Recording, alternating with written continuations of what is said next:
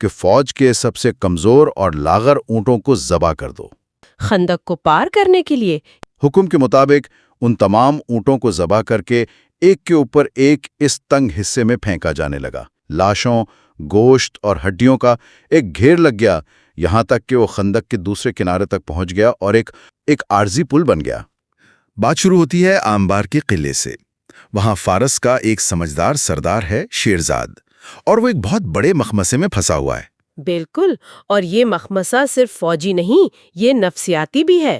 شیرزاد کو یہ بات اچھی طرح معلوم ہے کہ اس کی فوج وہ پچھلی شکستوں کی وجہ سے ہمت ہار چکی ہے۔ اچھا۔ ان کا لڑنے کا جذبہ، وہ جو مورال ہوتا ہے، وہ تقریباً ختم ہو گیا ہے۔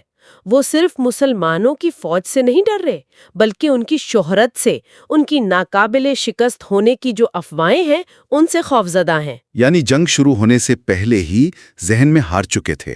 جی، تو شیرزاد ایک حقیقت پسندانہ فیصلہ کرتا ہے۔ وہ سوچتا ہے کہ مزید خون خرابے سے بچنے کے لیے کوئی باعزت راستہ نکالا جائے۔ تو اس نے کیا قدم اٹھایا؟ مطلب صلح کی کوشش کی؟ جی، اس نے اپنے 2 امیروں کو حضرت خالد بن ولید کے پاس بھیجا۔ پیغام سیدھا سا تھا کہ اگر انہیں اپنی فوج کے ساتھ پرامن طریقے سے جانے دیا جائے تو وہ قلعہ خالی کر دیں گے۔ ایک طرح سے برابری کی سطح پر مذاکرات کی کوشش تھی کہ آپ بھی جیت گئے اور ہماری بھی عزت رہ گئی۔ بالکل، لیکن حضرت خالد بن ولید کا جواب، وہ تو تاریخ میں مشہور ہے، وہ روایتی اصولوں سے نہیں کھیلتے تھے۔ انہوں نے کیا جواب دیا اس پیشکش کا؟ ان کا جواب بہت ہی واضح اور 2 ٹوک تھا۔ ذرائع کے مطابق انہوں نے کہا، شیرزاد سے کہو کہ شرطیں منوانے کا وقت گزر گیا ہے۔ اب شرطیں ہماری ہوں گی اور فیصلہ صرف ایک ہے، غیر مشروط طور پر ہتھیار ڈال دو۔ تو مطلب مذاکرات کی میز تو پہلے ہی جملے میں الٹ دی۔ ایک دم، انہوں نے واضح کر دیا کہ اب فارس کی سلطنت برابری کی سطح پر بات کرنے کی پوزیشن میں نہیں ہے۔ اس جواب نے تو فارسی کمانڈروں میں کھلبلی مچا دی ہوگی۔ شیرزاد کے سالاروں کا کیا رد عمل تھا؟ وہی ہوا جو متوقع تھا، وہ غصے میں آ گئے۔ ایک نے کہا ہمارے پاس فوج کی کمی نہیں، دوسرے نے کہا کہ شہر کے گرد اتنی گہری خندق ہے کہ مسلمان اسے پار ہی نہیں کر سکتے۔ وہ حقیقت سے نظریں چرا رہے تھے۔ جی، اور دلچسپ بات یہ ہے کہ شیرزاد نے ان کی بات پر کوئی تبصرہ نہیں کیا، صرف خاموشی سے سر ہلا دیا۔ اور اس خاموش سر ہلانے کو انہوں نے جنگ جاری رکھنے کا حکم سمجھ لیا۔ یہ تو قیادت کی ایک بڑی کمزوری ہے، جہاں کمانڈر اپنے جنرلوں کو تلخ حقیقت نہیں بتا پاتا۔ بالکل، وہ شاید تصادم سے بچنا چاہتا تھا، لیکن اس کی خاموشی نے اس کی فوج کو ایک ایسی جنگ میں دھکیل دیا جس کے لیے وہ تیار ہی نہیں تھی۔ اور یہیں سے اس محاصرے کا سب سے حیران کن حصہ شروع ہوتا ہے۔ مسلمانوں کے سامنے سب سے بڑا چیلنج وہ خندق تھی، اسے پار کیسے کیا جائے؟ یہ جنگی تاریخ کے سب سے انوکھے منصوبوں میں سے ایک ہے۔ حضرت خالد رضی اللہ تعالیٰ عنہ نے پہلے قلعے کے گرد چکر لگا کر خندق کا جائزہ لیا اور سب سے تنگ حصہ منتخب کیا۔ پھر انہوں نے ایک ایسا حکم دیا جسے سن کر شاید لوگ حیران رہ گئے ہوں گے۔ انہوں نے کہا کہ فوج کے سب سے کمزور اور لاغر اونٹوں کو ذبح کر دو۔ اونٹوں کو ذبح کرنا خندق کو پار کرنے کے لیے، یہ کیسی حکمت عملی ہے؟ عجیب تو تھی، لیکن انتہائی مؤثر۔ حکم کے مطابق ان تمام اونٹوں کو ذبح کر کے ایک کے اوپر ایک اس تنگ حصے میں پھینکا جانے لگا۔ اچھا۔ لاشوں، گوشت اور ہڈیوں کا ایک گھیر لگ گیا، یہاں تک کہ وہ خندق کے دوسرے کنارے تک پہنچ گیا اور ایک عارضی پل بن گیا۔ یہ تو تصور کرنا بھی مشکل ہے، ایک پل جو جانوروں کی لاشوں سے بنا ہو۔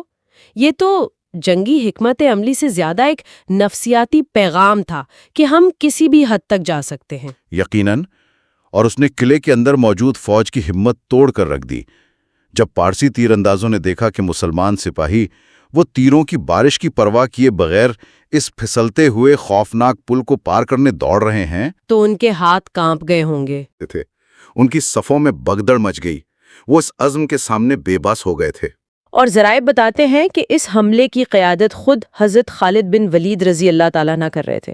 وہ سب سے پہلے اس پل کو پار کرنے والوں میں شامل تھے۔ جی، یہ لیڈرشپ کی ایک مثال ہے کہ آپ اپنی فوج کو وہ کام کرنے کے لیے کہہ رہے ہیں جو آپ خود سب سے پہلے کرنے کو تیار ہیں۔ اس عمل نے ان کے سپاہیوں کے حوصلے کو آسمان پر پہنچا دیا۔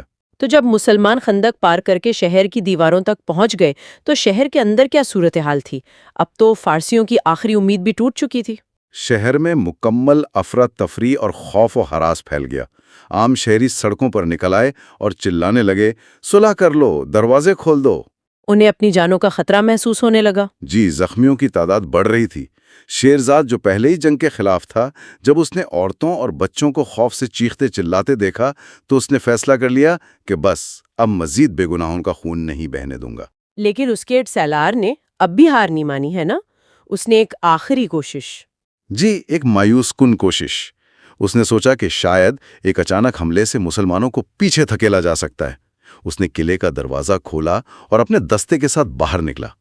مگر یہ تو سیدھی سیدھی خودکشی تھی۔ بالکل۔ خندق کے پار موجود مسلمان تیر اندازوں نے ان پر تیروں کی بارش کر دی اور حضرت خالد رضی اللہ تعالی عنہ کے سپاہی جو پہلے ہی دیوار کے پاس پہنچ چکے تھے، انہوں نے انہیں گھیر لیا۔ تو یہ کوشش بھی بری طرح ناکام ہوئی۔ جی، کچھ فارسی سپاہی بھاگتے ہوئے خندق میں گر گئے اور باقی بڑی مشکل سے واپس قلعے میں داخل ہوئے اور دروازہ فوراً بند کر دیا گیا۔ یہ فارسی فوج کی طرف سے آخری مزاحمت تھی۔ اس ناکام حملے کے بعد تو شیرزاد کے لیے فیصلہ کرنا آسان ہو گیا ہوگا۔ جی، کچھ دیر بعد قلعے کا دروازہ پھر کھلا۔ اس بار ایک قاصد سفید جھنڈے کے ساتھ باہر آیا اور اس نے حضرت خالد رضی اللہ تعالی عنہ کو شیرزاد کا پیغام پہنچایا۔ اور پیغام کیا تھا؟ پیغام یہ تھا کہ شیرزاد اور اس کے فارسی فوجیوں کو اگر اپنے ہتھیاروں اور گھوڑوں کے ساتھ شہر سے نکل جانے کی اجازت دی جائے تو وہ شہر مسلمانوں کے حوالے کر دیں گے۔ لیکن حضرت خالد نے تو پہلے ہی غیر مشروط ہتھیار ڈالنے کا کہا تھا۔ کیا انہوں نے یہ شرط مان لی؟ فوراً نہیں، انہوں نے ان شرائط کو بھی مسترد کر دیا۔ انہوں نے اپنی شرائط پیش کی۔ اچھا، وہ کیا تھیں؟ انہوں نے کہا شیرزاد اپنی فوج کے ساتھ شہر سے نکل سکتا ہے، لیکن وہ اپنے ساتھ کچھ بھی نہیں لے جا سکتا سوائے ان گھوڑوں کے جن پر وہ سوار ہوں گے۔ سارا مال و اسباب، سونا چاندی اور ہتھیار یہیں چھوڑ کر جانا ہوگا۔ یہ شرائط تو کافی سخت ہے۔ صرف اپنے گھوڑوں پر جا سکتے ہیں اور کچھ نہیں؟ جی، اور اس کے دو مقاصد تھے۔ ایک تو فوجی طور پر یہ یقینی بنانا تھا کہ وہ دوبارہ منظم ہو کر خطرہ نہ بن سکیں۔ بغیر سامان اور ہتھیاروں کے فوج بیکار ہوتی ہے۔ اور دوسرا مقصد نفسیاتی تھا۔ بالکل، ایک واضح پیغام کہ اب طاقت کا توازن مکمل طور پر بدل چکا ہے اور فاتح کون ہے یہ سب کو معلوم ہو جانا چاہیے۔ مجھے اس منظر کا تصور کر کے حیرت ہو رہی ہے۔ ایک طرف فاتح فوج، دوسری طرف شکست خوردہ فوجی چپ چاپ گزر رہے۔ اس وقت ماحول کیسا تھا؟ ذرائع کے مطابق یہ منظر بہت سنجیدہ اور خاموش تھا۔ خندق پر ایک لکڑی کا تختہ رکھا گیا۔ سب سے پہلے شیرزاد باہر نکلا اور اس کے پیچھے اس کی زخمی تھکی ہاری فوج تھی۔ وہ ایک جلوس کی طرح گزر رہے تھے اور مسلمان سپاہی انہیں خاموشی سے دیکھ رہے تھے۔ کسی نے ان کا مذاق نہیں اڑایا، نہ ہی فتح کے نعرے لگائے۔ یہ جولائی 633 عیسوی کا ایک بہت ہی سنجیدہ دن تھا جس میں شکست کی تلخی اور فتح کا وقار دونوں موجود تھے۔ فتح کے بعد حضرت خالد رضی اللہ تعالی عنہ کا شہر کے لوگوں کے ساتھ کیسا سلوک تھا؟ عام طور پر تو فاتح فوجیں شہروں میں لوٹ مار کرتی ہیں۔ نہیں، یہاں بالکل مختلف ہوا۔ حضرت خالد رضی اللہ تعالی عنہ نے شہر میں داخل ہوتے ہی سب سے پہلے وہاں کے عمائدین یعنی سٹی ایلڈرز، شہر کے بڑے بوڑھوں کو بلایا اور انہیں یقین دلایا۔ کیا کہا انہوں نے؟ انہوں نے کہا لوگوں کو پیغام دو کہ ان پر کوئی الزام نہیں۔ ہم نے شہر کو فتح کیا ہے، شہر کے لوگوں کو نہیں۔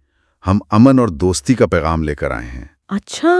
انہوں نے اپنی فوج کو لوٹ مار سے سختی سے منع کیا اور صرف ان فارسی فوجیوں کا چھوڑا ہوا مال قبضے میں لینے کا حکم دیا۔ اور شیرزاد کے محل کا کیا ہوا؟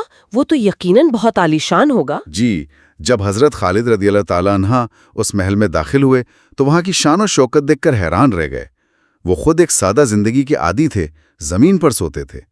انہیں یہ دیکھ کر حیرت ہوئی کہ ایک انسان نے خود کو دوسروں سے بڑھ کر ثابت کرنے کے لیے کتنی دولت خرچ کی ہے۔ وہاں سے خزانہ بھی ملا ہوگا؟ بہت بڑا خزانہ ملا جس میں سونا، ہیرے اور جواہرات شامل تھے۔ تو انبار فتح ہو گیا، لیکن جنگ صرف میدان میں نہیں لڑی جالی تھی۔ اصل کہانی تو شاید فارس کے دارالحکومت مدائن میں چل رہی تھی، جہاں سب کچھ ٹھیک نہیں تھا۔ آپ نے بالکل صحیح کہا۔ اب کہانی کا رخ مدائن کے شاہی محل کی طرف مڑتا ہے۔ بظاہر تو وہاں وہی شان و شوکت تھی، لیکن اندر سے سلطنت دیمک کی طرح کھوکھلی ہو چکی تھی۔ اچھا، ماخذ میں اسے بہت علامتی انداز میں بیان کیا گیا ہے، جیسے محل پر آسیب کا اثر ہو گیا ہو اور وہاں موت کی دبی دبی ہنسی سنائی دیتی ہو۔ یہ تو ایک کلاسک لیٹ ایمپائر سنڈروم ہے نا، جب اندرونی لڑائیاں اور عیش و عشرت قیادت کو کمزور کر دیتی ہیں۔ بالکل، اور اس کی سب سے بڑی علامت یہ تھی کہ شاہی خاندان خود تخت کے لیے ایک دوسرے سے لڑ رہا تھا، سازشیں، قتل، سب چل رہا تھا۔ شراب جو کبھی جشن کی علامت تھی، اب غم بھلانے اور حقیقت سے فرار کا ذریعہ بن چکی تھی۔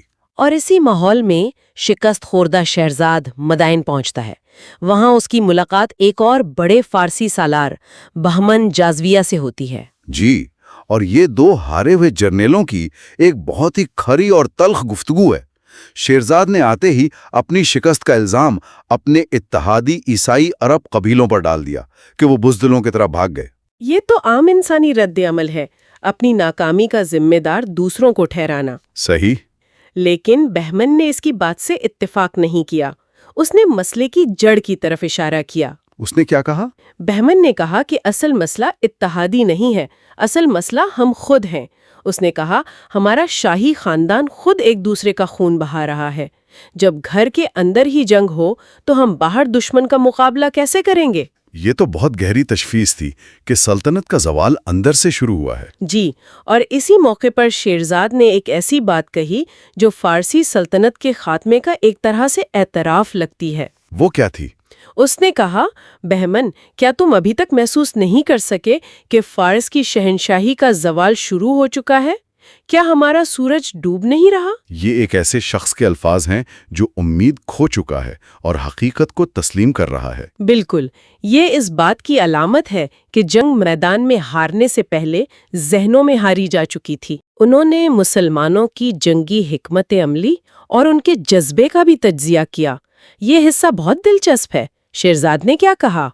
شیرزاد نے اپنی حیرانی کا اظہار کرتے ہوئے کہا کہ مسلمان ایسے لڑتے ہیں جیسے وہ نشے میں ہوں، ان میں موت کا کوئی خوف نہیں، وہ بس آگے بڑھتے چلے جاتے ہیں۔ وہ ان کے اس غیر معمولی جذبے کو سمجھ نہیں پا رہا تھا۔ اس پر بہمن کا جواب اس پوری گفتگو کا نچوڑ ہے۔ جی، بہمن نے جواب دیا، میں یہ نہیں کہوں گا کہ ان کا عقیدہ صحیح ہے، لیکن میں یہ ضرور کہوں گا کہ ان پر اپنے عقیدے کا نشہ طاری ہے۔ واہ!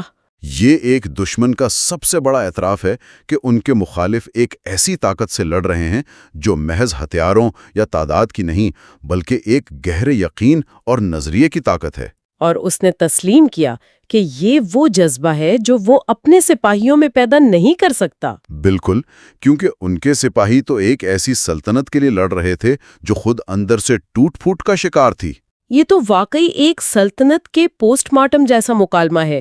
وہ اپنی کمزوریوں کا ماتم کر رہے ہیں، گفتگو کے آخر میں وہ اگلے ممکنہ محاذ کے بارے میں بات کرتے ہیں۔ جی، بہمن اسے بتاتا ہے کہ اگلا ہدف عین التمر ہو سکتا ہے۔ وہ کہتا ہے کہ عین التمر ایک بہت مضبوط قلعہ ہے اور وہاں کا کمانڈر مہران بن بہرام ایک بہت قابل جرنیل ہے۔ اسے یقین ہے کہ مسلمان وہاں کامیاب نہیں ہو سکتے۔ جی، اسے لگتا ہے کہ اس نے مسلمانوں کا مقابلہ کرنے کے لیے مقامی بدو قبیلوں کو بھی اپنے ساتھ ملا لیا ہے، تو وہ بہت مضبوط پوزیشن میں ہے۔